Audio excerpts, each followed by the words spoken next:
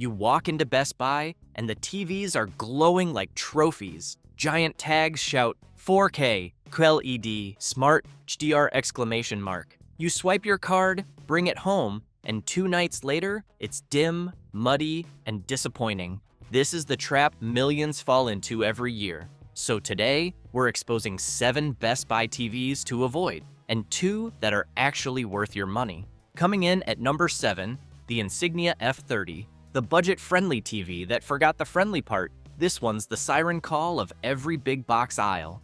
The sign screams 4K, HDR, Smart TV. You grab it thinking you just beat the system.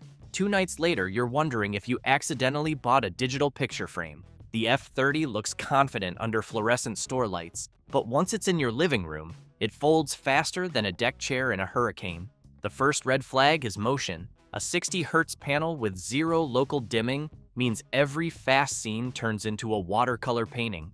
Shadows? They're gray puddles. HDR? Just 3 random letters on the box. One buyer online wrote, "I turned off the lights to make it look better, but it only made me sadder." Then comes the brightness, or lack of it. Try watching The Mandalorian, and you'll spend half the episode leaning forward like you're in an eye exam. The only thing bright is how fast you realize you've been duped. Sound? It's like listening through a soda can. Voices echo, explosions whisper, and somehow the fridge hum in the next room sounds better. You'll swear every actor's mumbling just to spite you. Pair it with a soundbar, and you've just added another dent to your budget buy. Proof that the cheapest option often costs you twice. Fire TV was supposed to save it. Instead, it buries you under ads and lag. Menus crawl, apps freeze, the interface feels like it's powered by anxiety. You press play, it thinks about life for 5 seconds, then maybe obeys. Every click feels like a gamble. So who's this for? The guest room, the dorm, the cousin who swears they don't watch much TV. Anyone with expectations lower than the brightness setting. As a main screen, it's misery wrapped in a bargain tag. Our verdict? The F30 is a showroom illusion. Loud specs, quiet performance, and no stamina. It shines for 10 minutes, then spends the rest of its life reminding you why cheap and value aren't the same word. Have you ever owned an Insignia TV? Did it live up to the budget deal hype, or did you end up fighting the settings menu like the rest of us? Stick around, because the next one proves that even famous logos can flop harder. Number 6, Toshiba C350, smart TV that acts like it's still on dial-up. At first glance, the C350 looks innocent. Slim frame, slick stand, that old-school Toshiba logo that whispers reliability. You step closer, hit play, and realize you've just bought a nostalgia machine. That time forgot. This TV looks modern until it moves. Then it stumbles like it's buffering life itself. The panel runs at 60 Hz, no local dimming, and brightness that gives up by dinner. Translation, fast motion melts into blur, blacks turn fog gray, and HDR just doesn't. Dune loses its sandstorms. Stranger Things loses its mystery. It's all one low-contrast soup. You'll start adjusting your eyes like you're waiting for them to focus. Spoiler, they won't. Fire TV integration should have been the saving grace. Instead, it's a non-stop ad parade. Scroll once, boom, Amazon promo. Scroll twice, on another. You're trapped in an interactive commercial that dares you to care. Menus lag, clicks delay, and by the time your app loads, you've forgotten what you wanted to watch. One reviewer summed it up perfectly. Feels like the TV's trying to sell me something before it lets me stream. Sound doesn't pull a comeback. Dialogue hides under effects, bass is missing in action, and explosions sound like dropped cutlery. You'll enable subtitles just to keep up. Then you'll shop for a soundbar, realizing your deal just grew teeth. And while Toshiba used to mean engineering, this one feels outsourced to whoever still remembers 2013. It's polite, predictable, and painfully average. Like the coworker who shows up every day but never actually finishes a task. It's not broken, just boring. The C350 isn't a disaster. It's an empty promise with a name tag. Every feature says, trust me. Every frame says, maybe next time. Smart? Sure, if your bar for smart stopped at knowing how to turn on. Bottom line, the Toshiba C350 is a ghost of a great brand. Feels okay at first, ages fast, and performs like it's running on nostalgia fumes. Watchable in daylight, forgettable in darkness. But stay tuned, the next screen proves even design royalty can drop the crown when design outshines performance. Next at number 5, Samsung DU7000. Samsung's most convincing impersonation of itself. That silver logo sells the dream before the screen even turns on. Clean frame, slick menus, that I trust this brand feeling. But once you sit down, the magic drains fast. The DU7000 looks like Samsung. It just doesn't act like one. On paper, you're promised premium performance at a friendly price. In practice, it's Samsung doing a decent impression of a discount brand. A 60Hz edge-lit panel with no local dimming means dark scenes turn into gray fog and highlights burn out before the credits roll. The motion rate 120 badge, marketing perfume. It's still a 60Hz heart pretending to sprint. Watch a movie like The Batman and Gotham becomes a charcoal blur. Sports survive, but switch to cinema and you'll wonder if someone lowered the contrast as a prank. One buyer summed it up perfectly. Looks great during the commercial, collapses during the movie. Gamers don't get mercy either. No HDMI 2.1, no VRR, no ALLM. Your next-gen console will run, but only at 4K 60 frames per second with a side of screen tier. It's like parking a Ferrari on bald tires. Style, no traction. To be fair, Samsung's Tizen OS still slaps. It's smooth, intuitive, and the compact remote remains elite. Apps launch quickly, menus feel clean, but that polish can't cover a screen that can't commit. The picture lacks punch, depth, and that signature Samsung glow that used to make every frame pop. Here's the real sting. You're not buying performance, you're buying comfort. The badge carries the weight, the panel just coasts behind it. It's not a terrible TV, it's just a well-dressed underachiever. Perfect for background news, painful for movie night. The DU7000 is the TV equivalent of a celebrity cameo.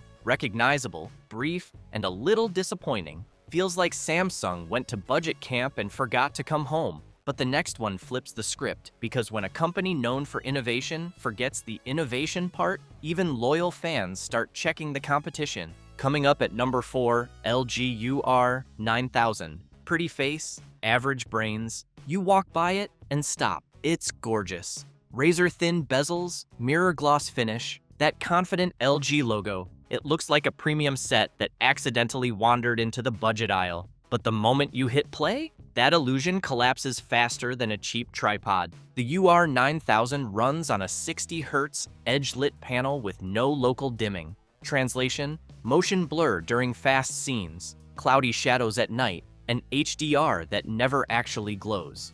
Watch Oppenheimer and those deep black contrasts turn to gray fog. Switch to The Mandalorian and the starfields look like static. One buyer wrote, "It's like the TV's afraid of the dark." LG's WebOS still feels silky and modern. The interface slides cleanly, apps load quick, and the menus make sense. But none of that can distract from a picture that just doesn't punch. You'll crank brightness to the max and still feel like you're watching through tinted glass. By sundown, it's all soft edges and washed out contrast. Proof that software can't save weak hardware. Sound tells the same story. LG adds AI Sound Pro, but it's more marketing flair than magic. Voices sound thin, explosions sound tired, and bass exists only in theory. You'll eventually start browsing for a soundbar and realize your deal just grew another expense. The branding sells this as part of LG's premium 4K lineup, but that's corporate optimism at work. Next to an LG OLED, it's night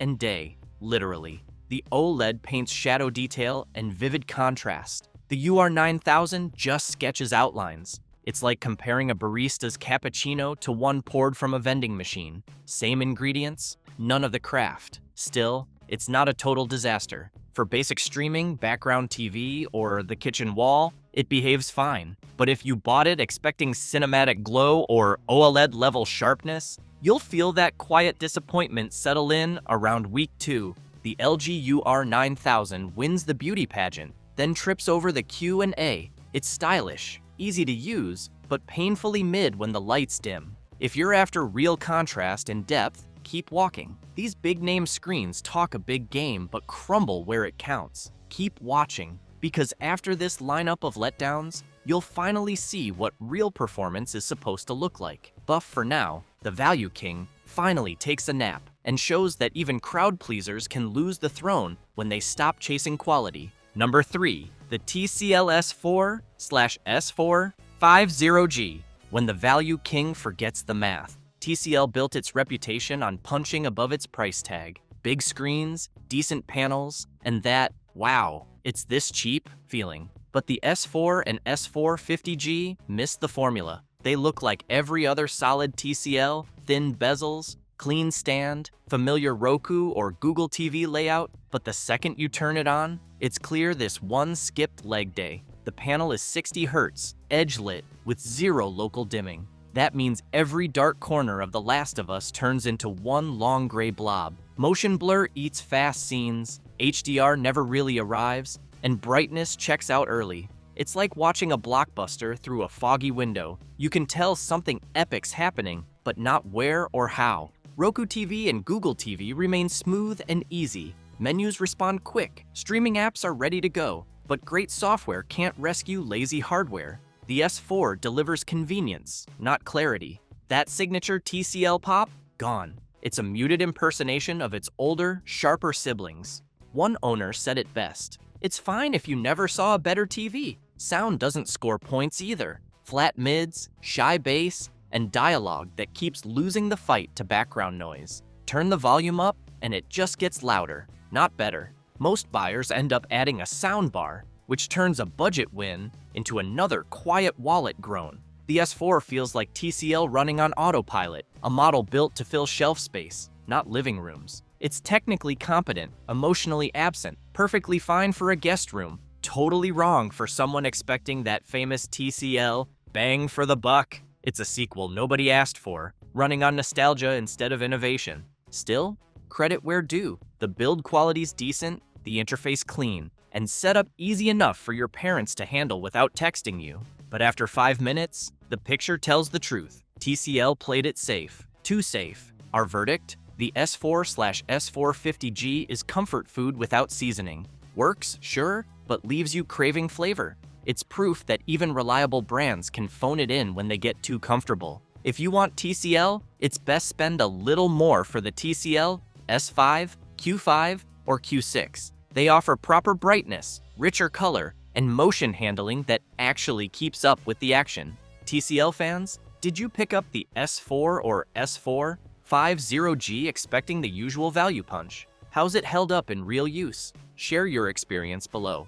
Up next, the premium name that proves prestige alone can't buy picture quality. Then, the number 2, Sony X77L. Premium name, mid-tier game. The Sony logo still carries power. You see it, and your brain instantly imagines color perfection, smooth motion, and that cinematic glow Sony built its empire on. The X77L tries to bottle that magic at a cheaper price, but as soon as the lights dim, it becomes clear this isn't the legend you remember. The panel gives away the truth. 60 Hz, no local dimming, and limited brightness. That combo means sports blur, dark scenes flatten, and HDR struggles to rise above average. House of the Dragon should be a fire-lit masterpiece. Here, it looks like everyone's fighting inside a fog machine. Armor loses its shine, shadows melt into mush, and that classic Sony crispness never shows up. Sony's processing team still puts up a fight. Skin tones look natural, colors feel balanced, and the motion stays controlled. But you can tell this TV was built to hit a price, not a standard.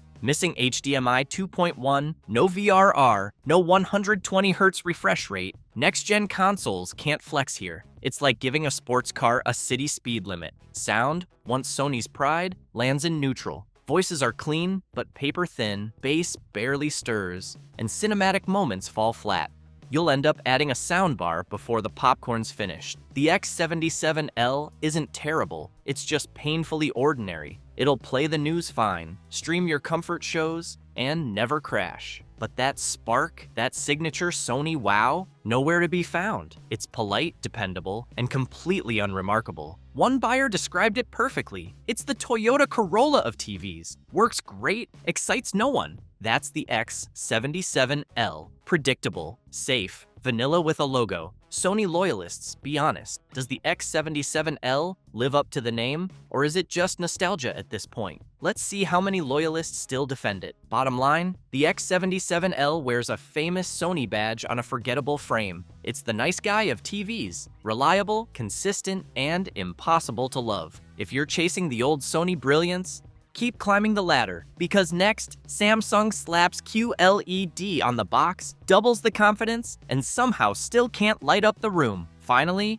at number 1, Samsung Q60D, where the Q stands for questionable. You see Samsung and QLED, so you think luxury. It sounds futuristic, like you're about to own a slice of Samsung's high-end magic. But the Q60D is a masterclass in marketing over matter. It looks premium, feels premium, and performs like a clearance bin dressed for prom.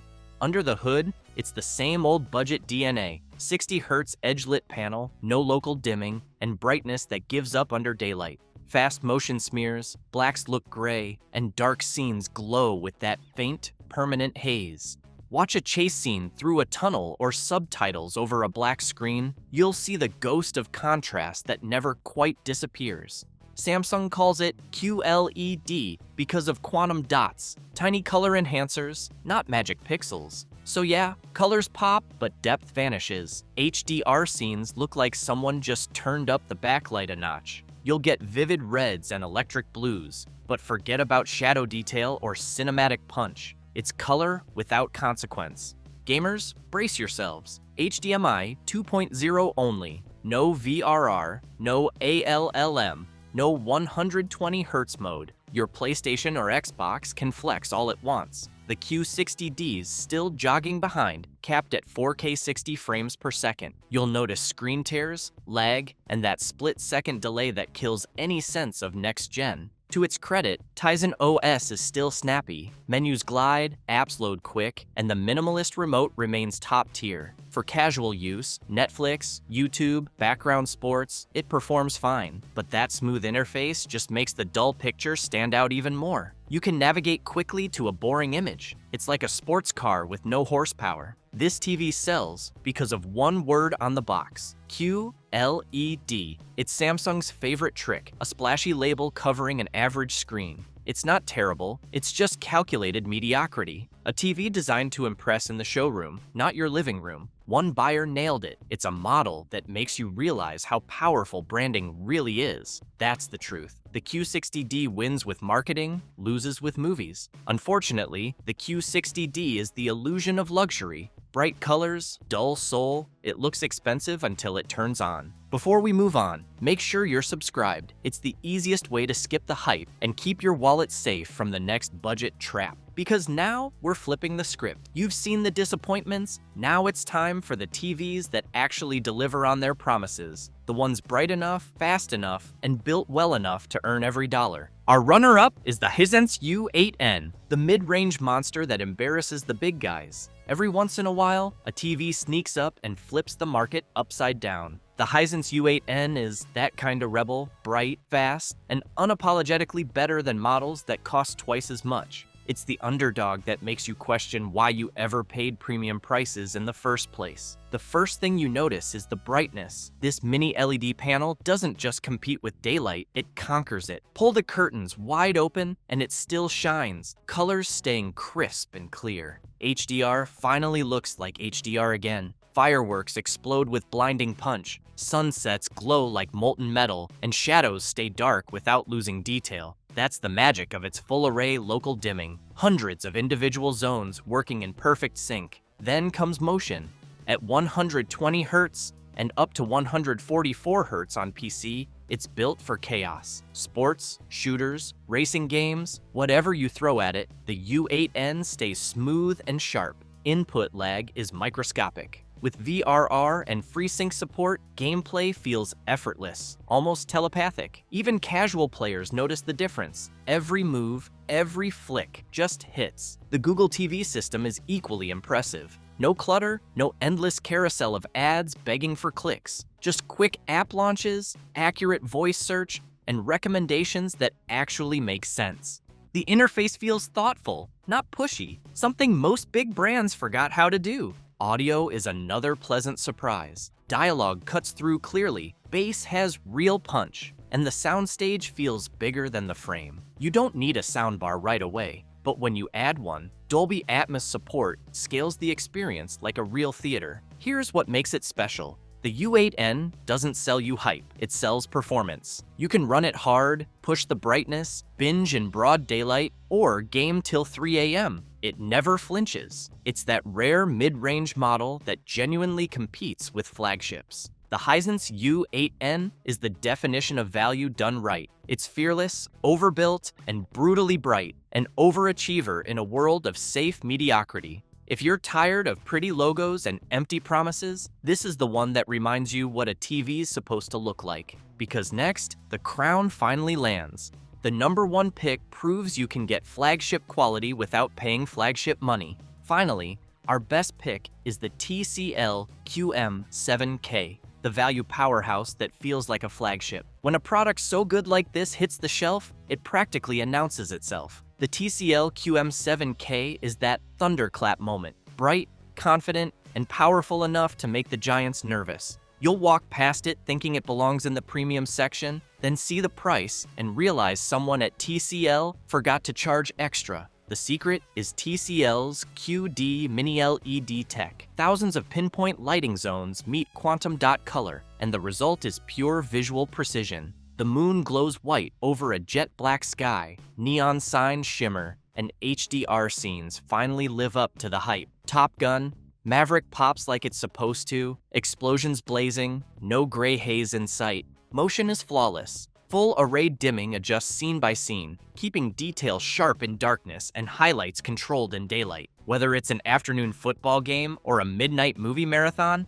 the image stays crisp, balanced, and cinematic. For gamers, the QM7K is built to perform. HDMI 2.1, 4K at 120 Hz, variable refresh rate, and near zero input lag. Fire up Cyberpunk 2077 or Fortnite, and it's smooth from start to finish. No tearing, no delay, just pure flow. It's proof TCL's engineers actually play games instead of just reading spec sheets. Audio follows through, voices are sharp, bass has real body, and Dolby Atmos support means easy upgrades later. It's not a tinny afterthought, it's a sound system that feels alive. Smart features depend on the version. Roku for no-nonsense simplicity, Google TV for deeper control, but both run fast, clean, and clutter-free. No lag, no ad spam, just instant content. Then there's the design. Thin bezels, brushed metal frame, sturdy stand, every inch looks premium. This isn't a TV you hide, it's a centerpiece. TCL QM7K sets a new benchmark for value. It combines genuine brightness, disciplined contrast, fast response, and clean design in a way that finally closes the gap between affordable and flagship. The screen feels deliberate, the experience balanced, the result quietly superior. After watching the market chase buzzwords and shortcuts, this model feels like the correction, performance priced for real people, not just brand believers. There you have it, the brands to skip and the ones that truly earn their price. You've now got the inside scoop on what's hype and what's real. Ready to see how the best stack up? Click here to watch Amigo, where we reveal